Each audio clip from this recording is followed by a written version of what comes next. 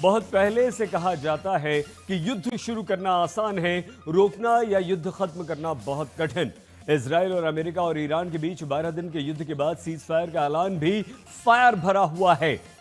जहां सबने अपनी अपनी जीत का दावा कर दिया, तो प्रश्न ये कि अगर सब जीत गए तो फिर हारा कौन? क्योंकि इजराइल कहता है कि उसने ईरान में अपना उद्देश्य हासिल कर लिया, ईरान का परमाणु कार्यक्रम खत्म कर दिया।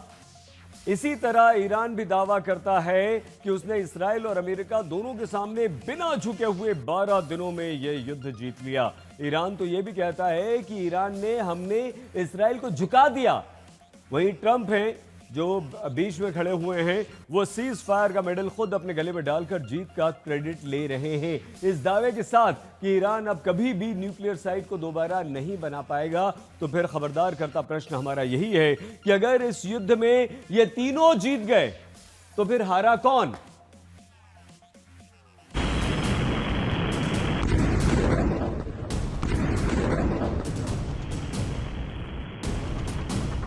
इजराइल और ईरान के बीच सीज फायर के बावजूद दोनों देश एक दूसरे पर हमलावर हैं, लेकिन सवाल इस जंग के नतीजे को लेकर है।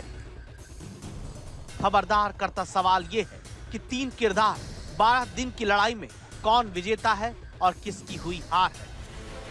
12 दिन चले इस युद्ध में पहली बार इजराइल और ईरान के बीच सीधी टक्कर हुई, जिसके आखिर में अमेरिका ने इजराइल के पक्ष में उतरकर ईरान के परमाणु ठिकानों को तबाह कर दिया।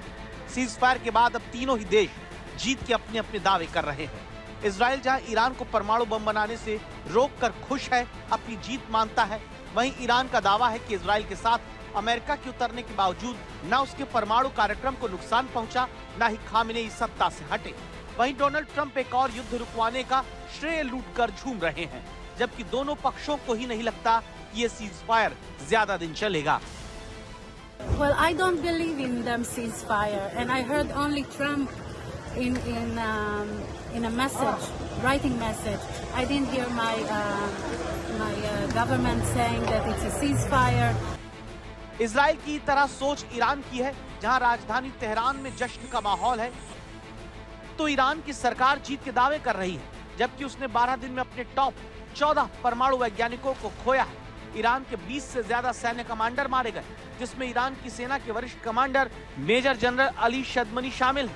टाइम मैगजीन के मुताबिक इजराइल ने सिर्फ 4 दिन में ईरान की हवाई सीमा पर कब्जा कर लिया। कहा गया कि 15 जून के बाद ही खामनेई बंकर में छिप गए। यही नहीं, उन्होंने अपने ऊपर मंडराते खतरे को देखते हुए अपने उत्तराधिकारियों के नाम भी पहली बार बताए। Iran will never rebuild its nuclear. From there, absolutely not. That place is under rock.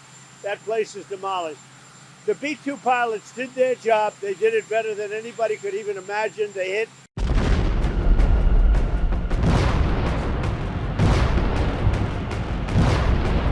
कुल मिलाकर ईरान को बहुत बड़ा नुकसान हुआ, लेकिन ईरान की सरकार के लिए इजराइल और अमेरिका को लेकर लोगों की नफरत काम आ गई, जिसे भुनाने के लिए जमकर धार्मिक कार्ड खेला गया।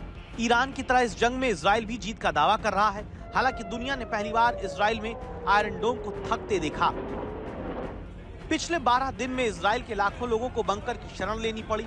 इसके बावजूद नेतन्याहू का हीरो की तरह इजराइल में स्वागत होता दिखता है। उनकी तरफ से जीत को लेकर कहा जा रहा है कि ईरान के खिलाफ युद्ध के मकसद पूरे हुए, परमाणु बैलिस्टिक मिसाइल का खतरा दूर हुआ।